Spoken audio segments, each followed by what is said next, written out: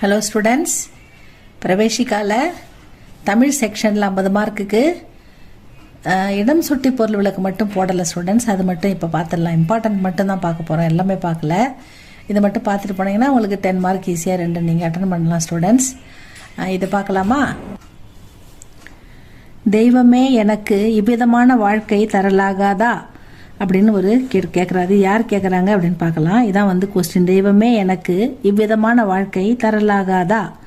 இடம் இவ்வரிகள் சிட்டுக்குருவி என்னும் பாடத்தில் இடம்பெற்றுள்ளன. இதன் ஆசிரியர் மகாகவி பாரதியார் ஆவார்.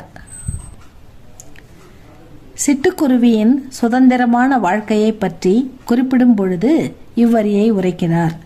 சிட்டுக்குருவி எப்படி சுதந்திரமாக இருக்குது அதை பார்க்கும்போது இந்த வரியை வந்து பாரதியார் சொல்கிறாருன்னு சொல்கிறாங்க. பொருள்: சிட்டுக்குருவி பொய் பேசுவதில்லை, ஒரு குருவி மற்றொரு குருவியை கொடுமைப்படுத்துவதில்லை, தானே வீடு கட்டி வாழும் வீட்டிற்கு வரி செலுத்த வேண்டியதில்லை, குருவி பிறருக்கு அடிமையாக இருக்காமல் தானே உழைத்து சாப்பிடுகிறது. இப்படிப்பட்ட வாழ்க்கை நமக்கு அமைந்தால் வாழ்க்கை எவ்வளவு இன்பமாக இருக்கும்.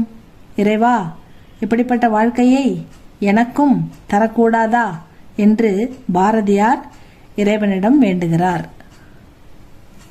செகண்ட் ஒன், நான் விடுதலை பெறுவேன், என் கட்டுக்கள் அறுபடும், நான் விடுதலை பெறுவேன், என் இச்சைப்படி எப்போதும் நடப்பேன். இதுதான் வந்து கொஸ்டின். நான் விடுதலை பெறுவேன், என் கட்டுக்கள் அறுபடும், நான் விடுதலை பெறுவேன், என் இச்சைப்படி என் இஷ்டப்படி எப்போதும் நடப்பேன் அப்படின்னு சொல்லுது. இது என்ன பார்க்கலாம். இடம் இவ்வரிகள் சிட்டுக்குருவி என்னும் பாடத்தில் இடம்பெற்றுள்ளன. இதன் ஆசிரியர் மகாகவி பாரதியார் ஆவார். பாரதியார் சிட்டுக்குருவியின் சுதந்திரமான வாழ்க்கையை குறிப்பிடும் பொழுது பராசக்தியிடம் இவ்வாறு வேண்டுகிறார்.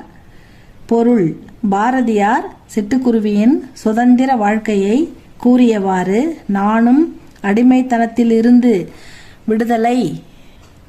விடுதலை பெறுவேன், என் மேல் போடப்பட்ட கட்டுக்கள் அறுபடும், நான் என் விருப்பப்படி நடப்பேன் என்று தன் நெஞ்சிடம் கூறி பராசக்தியிடம் வேண்டுதல் வைக்கிறார். இதுதான் செகண்ட் கொஸ்டின். தேர்ட் ஒன், என்றும் வராத நீங்கள் வந்திருக்கிறீர்கள், உங்களை உடன் இருந்து உபசரிக்கும் நிலை எனக்கு இப்பொழுது இல்லாமைக்கு வருந்துகிறேன் அப்படின்னு யாரை பார்த்து சொல்றாங்கன்னு பார்ப்போமா. இடம் இவ்வரிகள் யார் குற்றம் என்னும் பாடத்தில் இடம்பெற்றுள்ள வரியாகும். இந்த இனிய கதையின் ஆசிரியர் திரு கி. வ.